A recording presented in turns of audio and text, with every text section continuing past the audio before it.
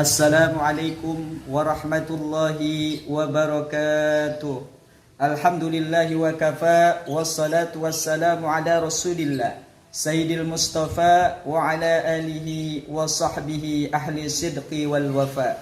Amma ba'du, anak-anakku, siswa-siswi SDIT Nurul Ikhlas, yang mudah-mudahan Allah selalu memberikan kesehatan, panjang umur untuk selalu taat kepada Allah Subhanahu wa ta'ala.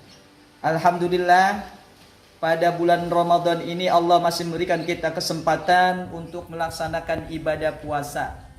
Namun di dalam melaksanakan ibadah puasa, kita butuh yang namanya ilmu ibadah tentang puasa.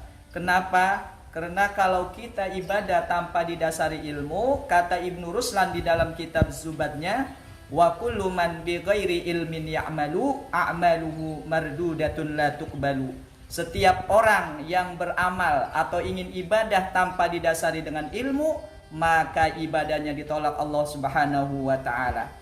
Di antara ilmu kita harus pelajari yaitu ilmu tentang ibadah puasa. Kita harus mempelajari apa itu puasa dan syarat dan rukunnya. Ulama membagi rukun sholat itu ada dua. Yang pertama niat. Apa itu niat? Yaitu mengucapkan sesuatu pada malam hari untuk niat beribadah pada besok waktu pagi hari. Lalu bagaimana niat puasa Ramadan? Ulama memberitahu cara niat puasa Ramadan. Yang pertama, kalau kita ingin niat tiap hari, tiap malam untuk ibadah esok harinya, niatnya seperti ini. Nawaitu shauma ghadin an adai fardis sahri ramadhani hadhihi sanati lillahi ta'ala. Aku niat puasa esok hari pada ini bulan Ramadan karena Allah Ta'ala. Itu kalau kita niat untuk tiap malam. Lalu bagaimana kalau kita niatnya sebulan penuh, boleh enggak? Boleh. Menurut madhab Maliki, boleh kita lihat niat puasa sebulan penuh. Caranya bagaimana? Nawaitu shauma ghadin an adai fardis sahri Ramadhani kullihi hadhihi sanati lillahi ta'ala. Aku niat puasa esok hari pada bulan Ramadan sebulan penuh ini tahun karena Allah Ta'ala. Pada niat yang kedua, apabila nanti kita pada hari-hari berikutnya lupa niat, maka kita cukup niatnya sekali saja karena terwakili dengan niat yang pertama yaitu niat yang sebulan. Kenapa? Kalau kita lupa malam-malam berikutnya ibadah kita tetap sah meskipun kita lupa niat, karena kita udah niat sebulan di awal bulan suci Ramadan tadi. Nah, itu diantara rukun puasa yang pertama yaitu niat. Lalu rukun puasa yang kedua apa? Yaitu al-imsak, menahan. Menahan apa? Menahan dari sesuatu yang membatalkan puasa, bisa makan dan bisa juga minum. Nah, ulama membagi dua. Ada yang bisa membatalkan puasa secara puasanya juga dan pahalanya juga. Ada juga yang membatalkan pahalanya puasa saja, tapi puasanya tetap sah. Lalu apa yang membatalkan ibadah puasanya? Yaitu yang pertama adalah makan dan minum. Makan dan minum membatalkan puasa dan begitu juga membatalkan pahala puasanya. Lalu ada juga yang membatalkan pahala puasanya, tapi puasanya tetap sah. Apa itu? Kata baginda Nabi SAW, Homsun yuftirna as-saima.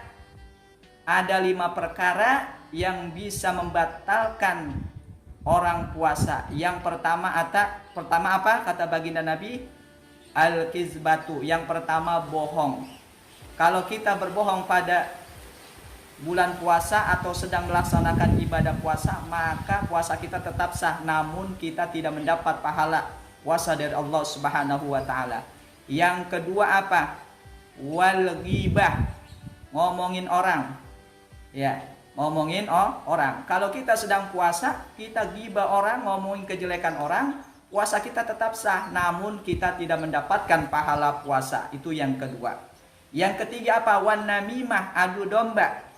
Provokasi, adu domba sesama muslim biar mereka bertengkar. Nah, kalau kita melaksanakan itu atau melakukan perbuatan itu, maka ibadah puasa kita tetap sah, namun pahala ibadah puasa kita tidak dapat.